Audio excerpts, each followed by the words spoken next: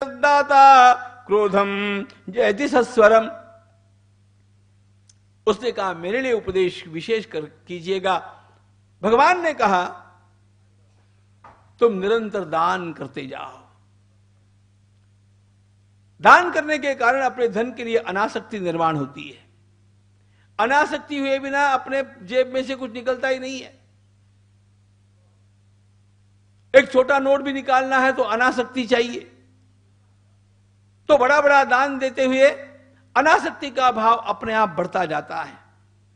उसके साथ तुम एक बात और जोड़ लो, जिस किसी भी दान दोगे उसकी ओर देख करके प्रेम से मुस्कुराओ।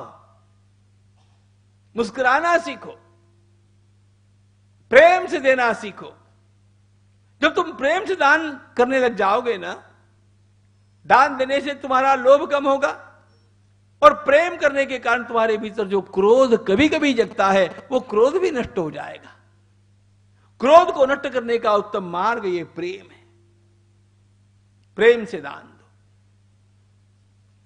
आगे चल करके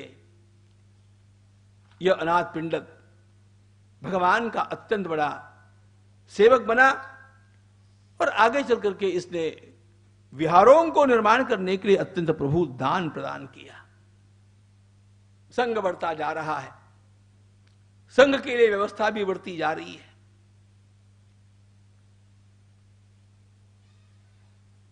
भगवान के जीवन में आए दिन उनके प्रवास में भिन्न भिन्न प्रकार की घटनाएं घटती जाती है।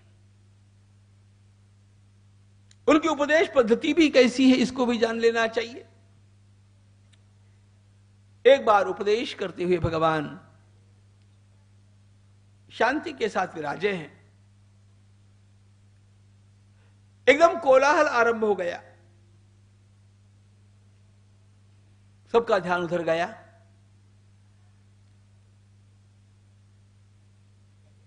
एक प्रौढ़ावस्था की महिला एक छोटे बच्चे का प्रेत लेकर के आ रही थी, चिल्लाती हुई। लोगों ने उसको रोकने का प्रयास किया, वहीं पर दूर तथागत ने कहा उसको आने दो। वो आई। उसका नाम किशा गौतमी। रोती हुई आई, उसने सीधे अपने बच्चे का वो कलेवर, वो प्रेत भगवान तथागत के सामने रख दिया और रोती हुई एक ही प्रार्थना करती है, आप बहुत महान हैं, आप इसको वापस जिला दीजिए, आप उसको जीवंत कीजिए। सब लोग देखने लग गए कि ये पागल कहां से घुस गई। भगवान बुद्ध की शैली कुछ और है। उन्होंने कहा गौतमी, इस बालक को जीवित करना है ना, कैसे किया जा सकता है?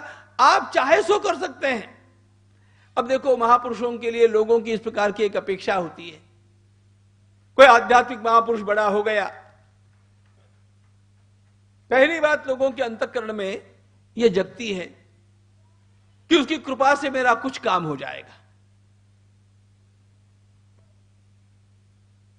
यह कृपा, ग्रेस नाम का फैक्टर बहुत काम करता है, लोगों की अपेक्षाएं होती है। तो वो किशा गौतमी रोती हुई आई और वो कहती कि आप इतने महान हैं, आप इसको जीवित कर सकते हैं, आप जो चाहे कर सकते हैं ना।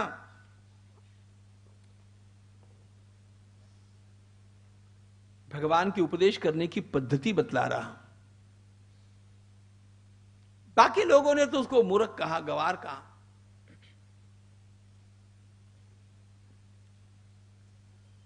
एक बात आपको बतला देता हूं, आप बौद्ध साहित्य का जो महासागर है ना, महासागर, उसमें से भगवान बुद्ध के संवादों को पढ़िएगा। आने वाले किसी भी प्रसंग में शांत रह करके, और सामान्य लोग जिस ढंग से सोचेंगे उस ढंग से न सोचते हुए एक तीसरा ही मार्ग खोल देने वाले, ऐसे कोई उपदेशक हमारे देश में हुए नहीं।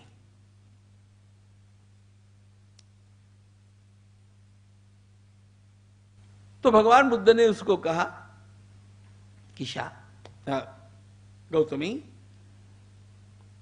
बड़ी आपत्ति तुम्हारे ऊपर आई, इसको जीवित करना है। हां, आपको करना ही पड़ेगा, आप जो चाहे कर सकते हैं। एक काम करो, इसकी एक औषधि है, वो तुम ले आओ। आप जो बोलेंगे वो औषधि मैं ले आऊंगी।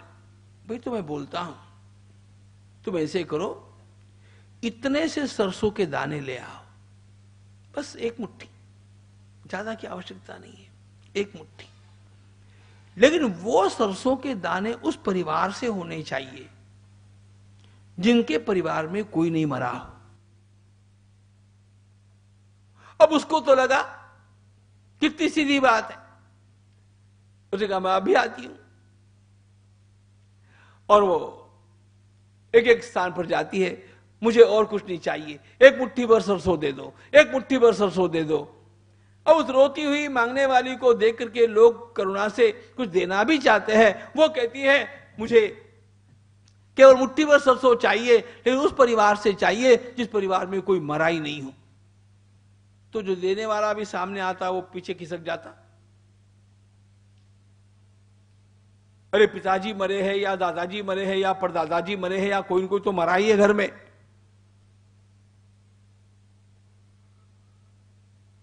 वो किशा गौतमी सायंकाल तक सारे घरों के सामने खड़ी होकर के जब यह अनुभव करती है, इनके भी घर में कोई मरा है, इनके भी घर में कोई मरा है, उनके भी घर में कोई न कोई मरा है, उनके भी घर, और एक घर ऐसा नहीं मिल रहा है कि जहां कोई नहीं मरा है।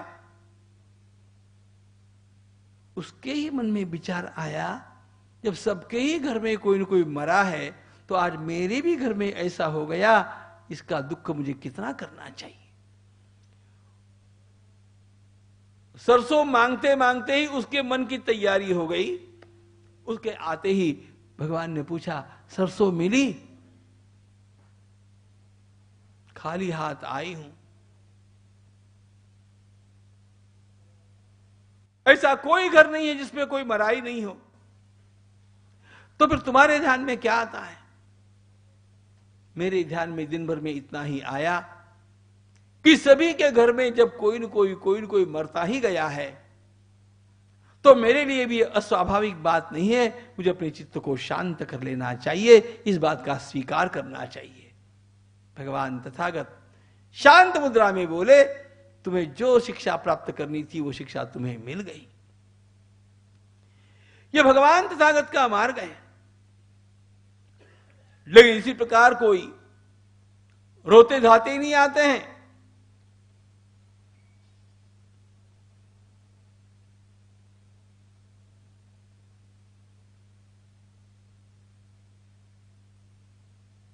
प्रसेनजित के राज्य में प्रवास करते समय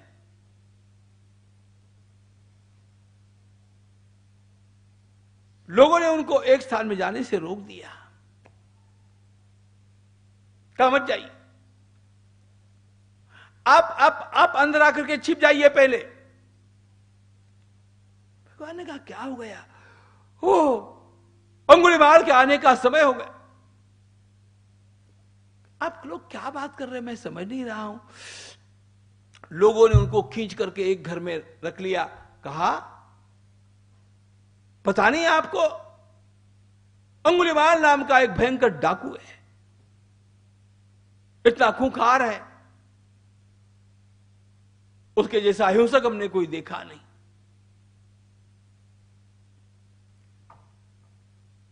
इतने लोगों को उसने मारा। अच्छा, जिसको मारता है उसकी एक उंगली काटता है और ऐसी उंगलियों की मालाएं धारण करता है। उसके गले में जितनी उंगलियां लटकी हुई हैं, उससे समझ में आता है कितने लोगों को उसने मारा है।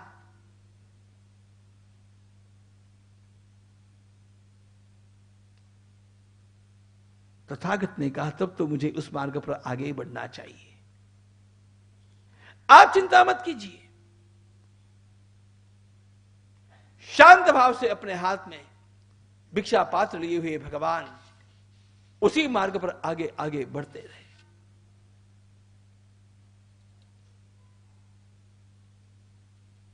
वास्तविकता ये थी, ये जो अंगुलीमाल है इसका मूल नाम है अहिंसक, नाम है अहिंसक, और उसके जितनी हिंसा करने वाला कोई नहीं। एक ब्राह्मण का बेटा था, बड़ा अच्छा अध्ययन करता था। अध्ययन करते समय सबसे अधिक मेधावी छात्र के रूप में प्रसिद्ध हो गया था।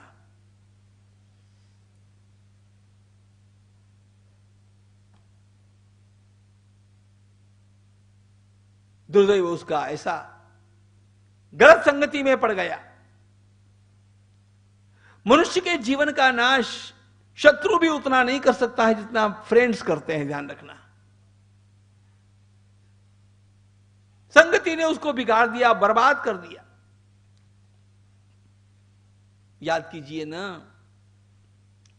कॉलेज में जाते ही अपने आपके हाथ में सिगारेट ऑफर करने वाला कोई फ्रेंड ही तो रहा। अपने पैसे से पहले मदिरा का प्याला पिलाने वाला कोई फ्रेंड ही तो होता है। गुटखा नाम का जहर आपकी हथेली पर जिसने सबसे पहले रखा, उस सज्जन को याद कीजिए, वो कोई आपका फ्रेंड ही तो होगा। आज किसी का नाश करने के लिए तलवार की आवश्यकता नहीं है, छुरे की आवश्यकता नहीं है, पिस्तौल की भी आवश्यकता नहीं है, फ्रेंडशिप की आवश्यकता है। उसके साथ फ्रेंडशिप करना और धीरे से उसको ब्राउन शुगर की आदत लगा देना, वो तो गया काम से। अंगुलीमाल को उसके मित्रों ने बर्बाद किया, उसको गलत आदतें लगा दी। इतना सज्जन, इतना अच्छा ब्राह्मण का यह बेटा, लेकिन अब उसको जब व्यसन करने हैं तो धन चाहिए, और धन कमाना है तो परिश्रम करके धन कमाना, ये इन लोगों का काम थोड़ी है। लोगों को मार करके ही धन कमाया जाए, और लोगों को मारना है तो दहशत निर्माण करने के लिए उनकी उंगलियां काट करके उनकी माला पहनना, ऐसा यह अंगुलीमाल, भयंकर से भयंकर डाकू, जिसका नाम सुनकर के और जनता तो क्या, राजा प्रसेनजित भी घबरा जाता।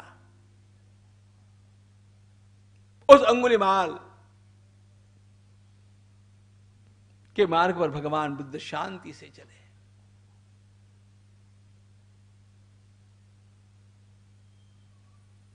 और आया, भीषण गर्जना करता हुआ आया। भगवान आगे चले गए थे, यह पीछे से आया। अरे रुको, उसने चिल्ला करके कहा। भगवान ने बोलना टाला नहीं। भगवान बोले, मैं रुक गया हूं, और चलते रहे। अरे रुको ना भैया, मैं रुक गया हूं, ऐसा बोलते हुए चले। आखिर वो पीछे से दौड़ता हुआ आया और सामने खड़ा हो गया। एक गाली भी बक दी। रुक गया हूं बोलते हो और आगे आगे चलते हो। शांत भाव से उसकी ओर देख करके भगवान मुस्कुराए। दुखों को निर्माण करने का जो मार्ग मनुष्य अपने लिए निर्माण करता है ना, उस मार्ग से मैं रुक गया हूं, तुम रुके नहीं हो। अपने लिए दुख का मार्ग बनाने में तुम रात दिन व्यस्त हो अंगुलीमाल। तुम किसके सामने बोल रहे हो? आपका मैंने बहुत नाम सुना है अंगुलीमाल, मैं किसके सामने बोल रहा हूं इसका मुझे ठीक से भान है। तुम्हें मेरा डर नहीं लगता है? अंगुलीमाल, मुझे तुम्हारा क्यों डर लगेगा?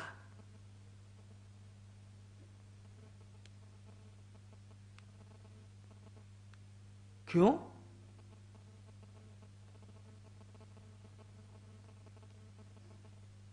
मेरे क्रोध का तुम्हें डर नहीं लगता है?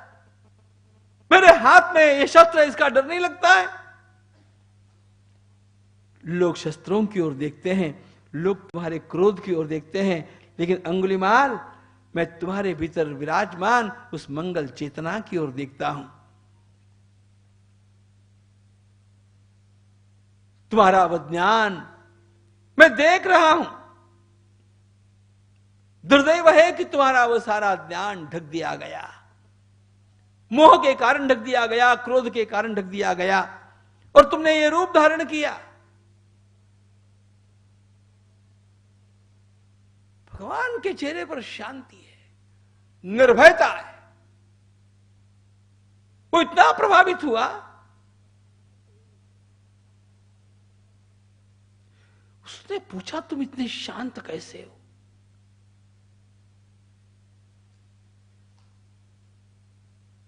भगवान ने कहा मैं इसलिए शांत हूं अंगुलिमाल कि मैंने आज तक किसी को दुख नहीं दिया, और तुम इसलिए अशांत हो कि तुमने किसी को दुखी किए बिना नहीं छोड़ा। तुम गलत मार्ग पर चले हो, मैं सही मार्ग पर चला हूं। अंगुलिमाल ने कहा मैं भी आपके जितना शांत हो सकता हूं? बुद्ध ने उसके कंधे पर हाथ रखा, कहा भैया तुम जरूर हो सकते हो। अंगुलिमाल चरणों में गिर पड़ा।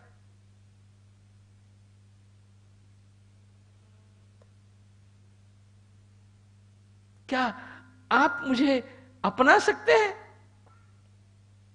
अवश्य, तुम मेरे ही हो।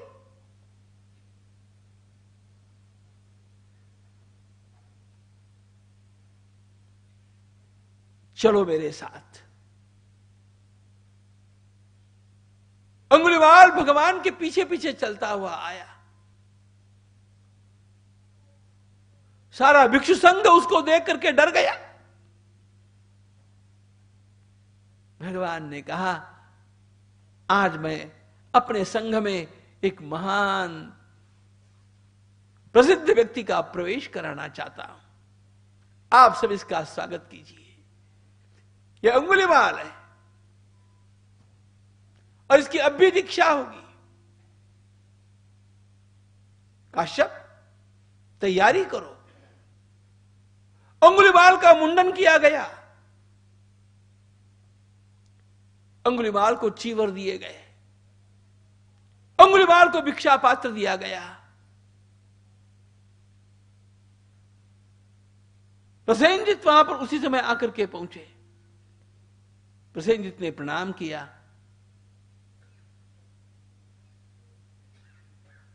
कैसे राजन आपका एकदम आगमन हुआ? क्या बतावे भगवान, इस सारे प्रदेश में उस पापी अंगुलिमाल ने इतना उधम मचाया है।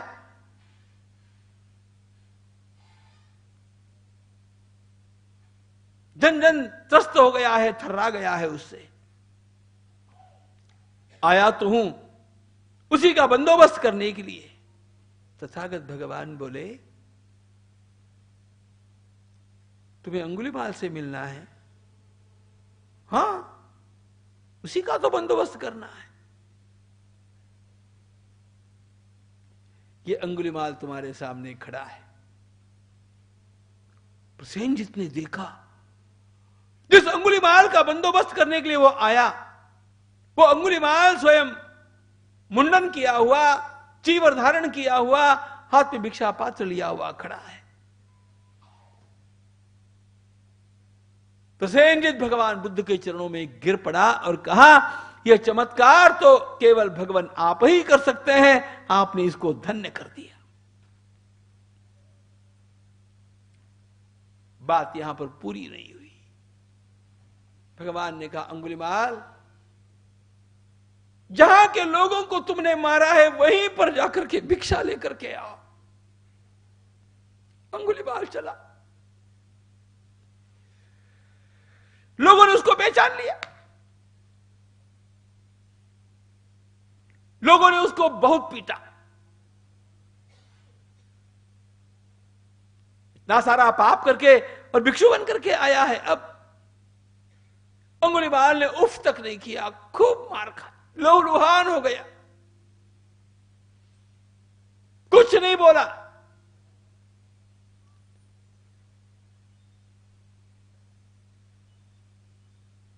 यदि आप लोग मुझे भिक्षा नहीं देंगे, मुझे आज भूखा रहना पड़ेगा। उस अवस्था में वो भिक्षा लेकर के आया। भगवान बुद्ध ने पूछा, लोगों ने तुम्हारी पिटाई की, उस समय तुम्हें क्या लग रहा था? अंगुलीमाल ने कहा, मुझे लग रहा था मैंने जितने पाप किए वो सारे पाप धुल रहे हैं और मैं पाप में से मुक्त हो रहा।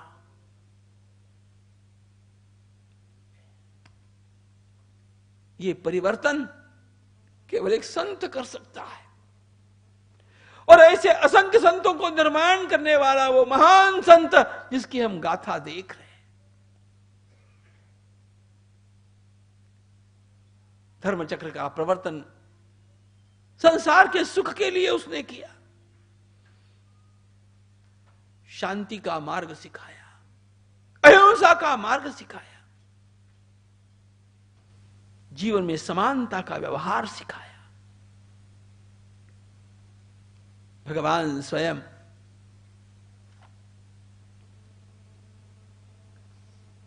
राजगृह के पास आए। उनकी कीर्ति तो उनके आगे आगे चल रही थी। सारे भिक्षुओं के साथ भगवान ने एक आमराई में निवास किया।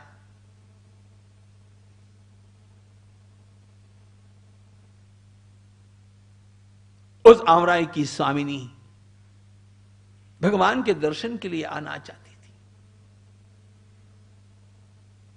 लोगों ने कहा, यह इस स्थान की अत्यंत विलक्षण गणिका है, आम्रपाली।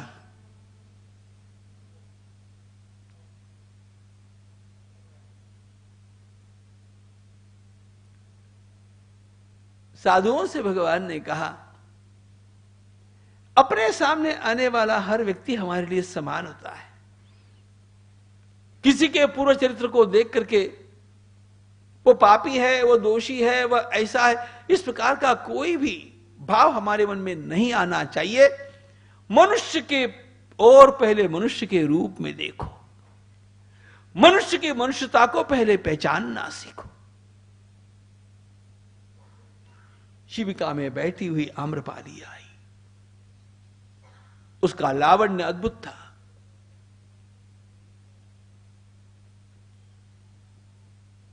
विनम्र होकर के उसने प्रणाम किया। तथागत ने भी आशीर्वाद दिया।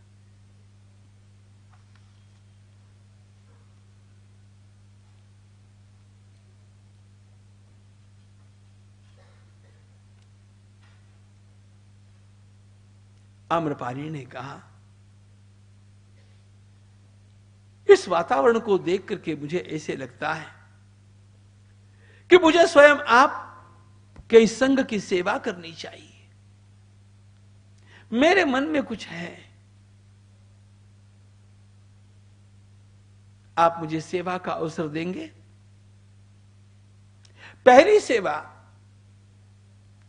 आप मेरे घर पर भिक्षा के लिए पधारेंगे? तथागत बोले, अवश्य आऊंगा।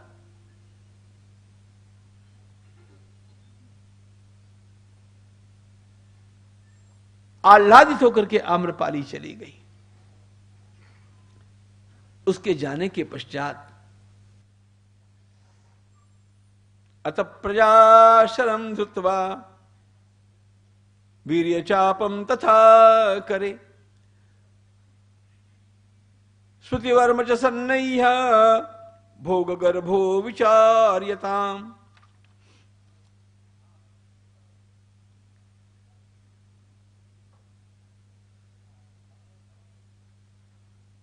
वो प्रदेश लिच्छवियों का था।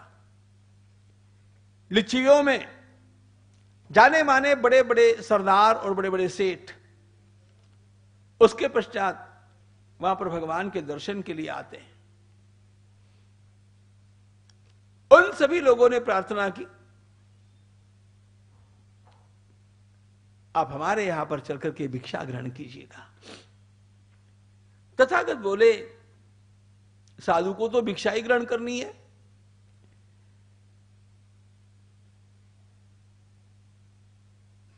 लेकिन मैंने कल का समय आम्रपाली को दे दिया है। जीवों को बड़ा बुरा लगा। उन लोगों ने दो प्रकार के प्रयास किए। एक तो भगवान के पास यह कह करके प्रयास किया कि वो गणिका है।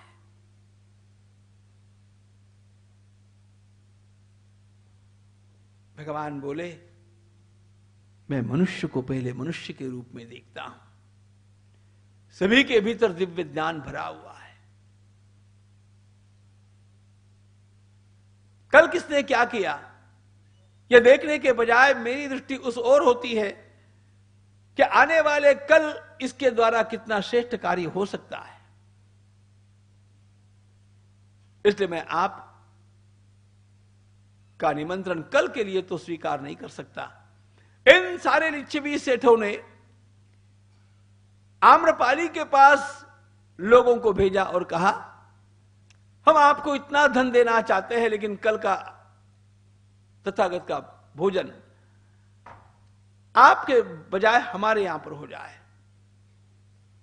आम्रपाली ने कहा, मेरे जीवन में स्वयं को धन्य होने का प्रसंग यह पहली बार मैं प्राप्त कर रही हूं। आप चाहे साम्राज्य मेरे सामने खड़ा कर देंगे तो भी मैं इस बात का स्वीकार नहीं करूंगी।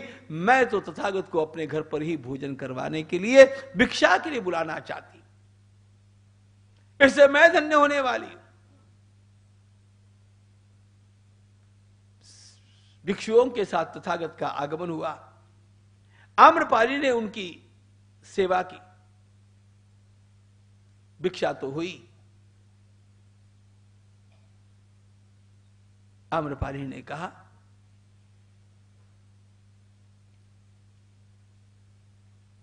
जिस वन में आप लोग रुके हैं वह आमराई, मैं विहार बनाने के लिए प्रदान करना चाहती हूं, मेरी सेवा का स्वीकार कीजिए। तथागत ने इस सेवा का स्वीकार किया। आम्रपाली का पुत्र वहां पर है जिसका नाम है कौंडिन्य। उसने कहा, मां, मैं भगवान से दीक्षा लेना चाहता हूं, मैं भी भिक्षु बनना चाहता हूं। आम्रपाली ने कहा, बेटा, तुम्हारा जीवन धन्य हो गया, तुम्हारे मन में इस प्रकार का संकल्प निर्माण हुआ। उस पुत्र को दीक्षा देकर के भिक्षु संघ में समाविष्ट किया गया।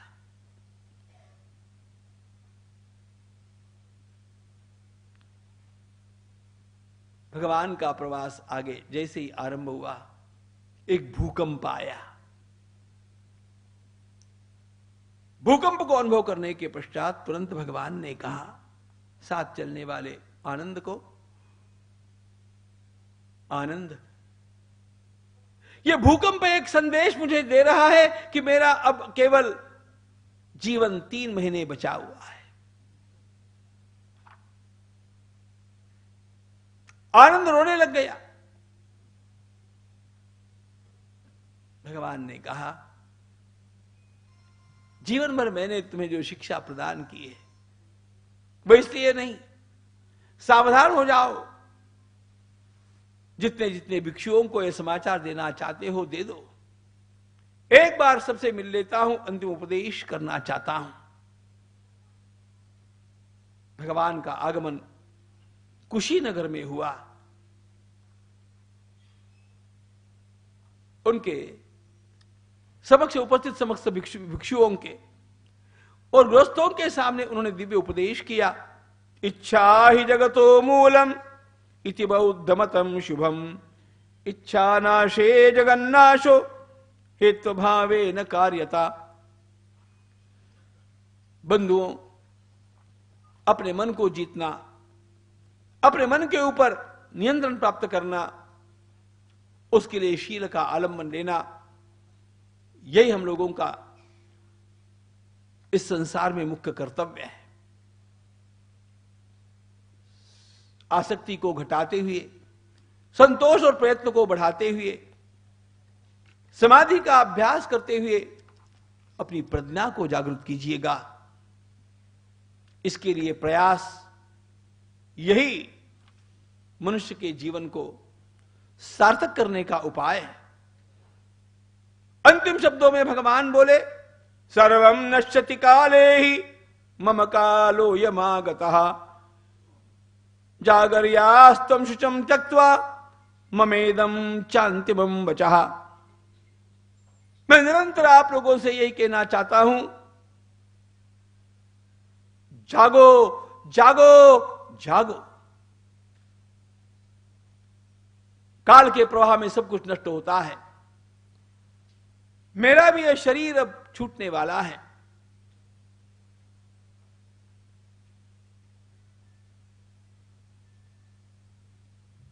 उस समय भी एक व्यक्ति भिक्षु बनने के लिए आया। सबने कहा, अरे यह तो भगवान का अंतिम समय है। भगवान ने कहा, नहीं, यदि आज भी उसके अंतःकरण में शुभेच्छा जगी है तो उसको पूर्ण होने देना चाहिए। अंतिम व्यक्ति को भिक्षु बनने की दीक्षा दी और उन्होंने कहा, समापितम मया कृत्यम स्वस्यापि च परस्य च। लोगों के लिए मेरे द्वारा जो काम किया जाना चाहिए था वो पूर्ण हो गया।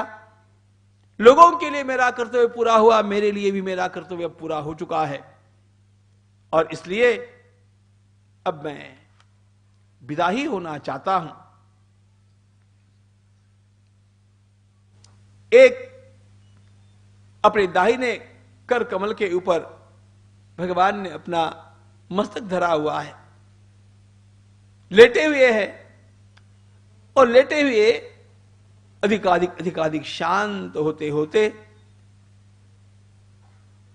भगवान बुद्ध कब आत्मलीन हो गए पता नहीं चला। बुद्ध भगवान की जय। बीच के प्रसंगों का वर्णन करने का समय नहीं था। कैसे उनके भिक्षु संघ में भी देवदत्त ने आपत्तियां लाने का प्रयास किया, लेकिन जिन लोगों ने आपत्तियां लाने का प्रयास किया उन लोगों को भी आखिर उन्हीं की शरण में आना पड़ा। ये सारे बड़े सुंदर प्रसंग है। मूल में ये कथा 3 दिन की थी, हम लोगों को वो 2 दिन में पूरी करना अनिवार्य हो गया। भगवान कई निर्याण की वार्ता जैसे ही फैली, चारों ओर से भक्तों का आगमन वहां पर हुआ। भगवान को दिव्य अग्नि प्रदान किया गया। उनके अस्थियों के विभाजन के साथ 8 स्थान में उसका बंटवारा हुआ। रक्षा को लेकर के एक नवा स्थान बना। उस समय के भी राजाओं ने और बड़े श्रेष्ठ पुरुषों ने और उनके पश्चात देवों के प्रिय प्रियदर्शी राजा सम्राट अशोक ने उत्तम स्तूपों का निर्माण किया। चैत्यों का और विहारों का निर्माण तो अनवरत रूप से चलता रहा। चलता तो रहा, लेकिन धीरे धीरे यह विचार इस देश में क्षीण हो गया।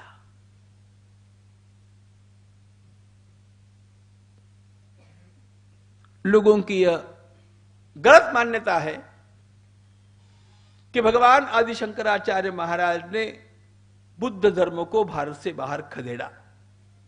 यह मान्यता गलत है। मैं भारत रत्न डॉक्टर बाबा साहेब आंबेडकर जी के द्वारा कहा हुआ सिद्धांत आपको बतलाता हूं। उन्होंने कहा शंकराचार्य जी के द्वारा जो खंडन मंडन किया गया, ऐसा खंडन मंडन तो इस देश में निरंतर चलता ही रहा है। शंकराचार्य जी के पश्चात भी अनेक सदियों तक इस देश पे बुद्ध धर्म था, वो नष्ट नहीं हुआ। उसके नष्ट होने का कारण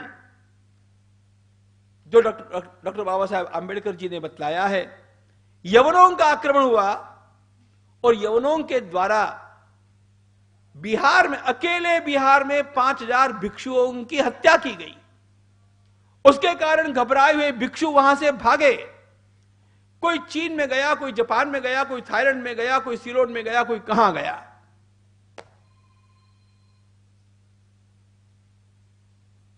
बौद्ध भिक्षुओं के पलायन का कारण यवनों के द्वारा किया हुआ आक्रमण और 5000 भिक्षुओं की हत्या, उनका सरेआम कत्ल जो किया गया, यह कारण बाबा साहब ने दिया है। अब ये भिक्षु भाग गए। कुछ वर्षों के पश्चात वे लौट कर वापस भी आए, लेकिन तब तक क्या हुआ था, यहां पर जो लोग बचे थे वो पुनः वैदिक धर्म में आ गए थे। इसलिए बाहर तो बौद्ध प्रभाव हम लोगों को दिखता है, इस देश में बौद्धों का प्रभाव समाप्त हो गया। पुनः एक बार याद करते हैं भारत रत्न परम पूज्य डॉक्टर बाबा साहब आंबेडकर जी को, जिन्होंने इन बौद्ध विचारों को पुनः इस देश में लाया और हम लोगों के लिए पुनः इतना बड़ा आलम्बन प्रदान किया।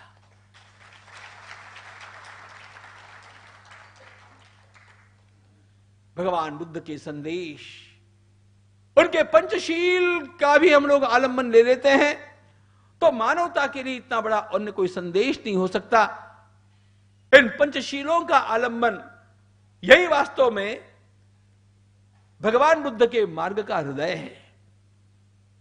उसमें पहला शील, मैं किसी की हिंसा नहीं करूंगा, मैं जीवन में असत्य आचरण नहीं करूंगा, मैं किसी प्रकार की चोरी नहीं करूंगा, मैं अनैतिक व्यभिचार कभी अपने जीवन में नहीं करूंगा और मैं जीवन में भूल करके भी मदिरा का पान नहीं करूंगा। इनको भगवान ने पंचशील कहा।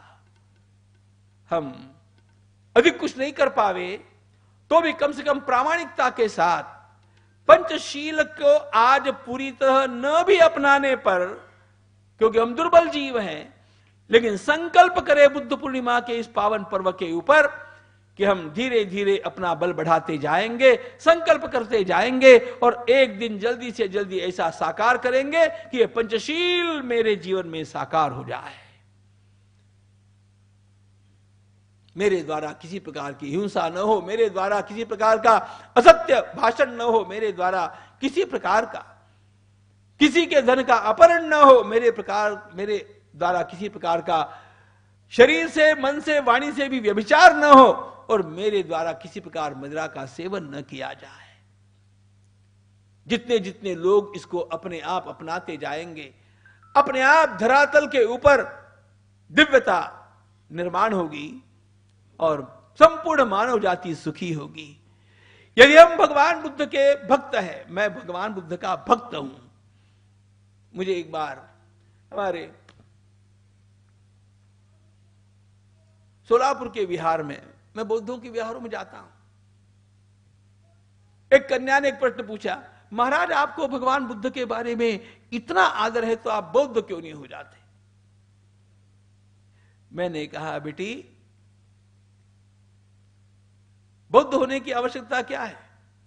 जिस प्रकार पंढरपुर जाने वाला हर व्यक्ति वारकरी नहीं होता, वारकरी न होने पर भी विठ्ठल भगवान का भक्त हो सकता है, उसी प्रकार मैं बौद्ध न होने पर भी बुद्ध भगवान का भक्त हो सकता हूं और इसलिए मुझे उनके लिए अपना आदर व्यक्त करने का संपूर्ण भाव जागृत होते रहता है। अपने अंतःकरण में इस भगवान बुद्ध की चेतना को जागृत रखिएगा। पंचशील व्यक्तिगत जीवन में, अपने पारिवारिक जीवन में, अपने सामाजिक जीवन में और सारे संसार के वातावरण में सुख को प्रदान करने वाला एकमात्र मार्ग है। वह मार्ग जिसने दिया, उन तथागत भगवान बुद्ध को प्रणाम करता हुआ अपनी वाणी को विराम देता हूं।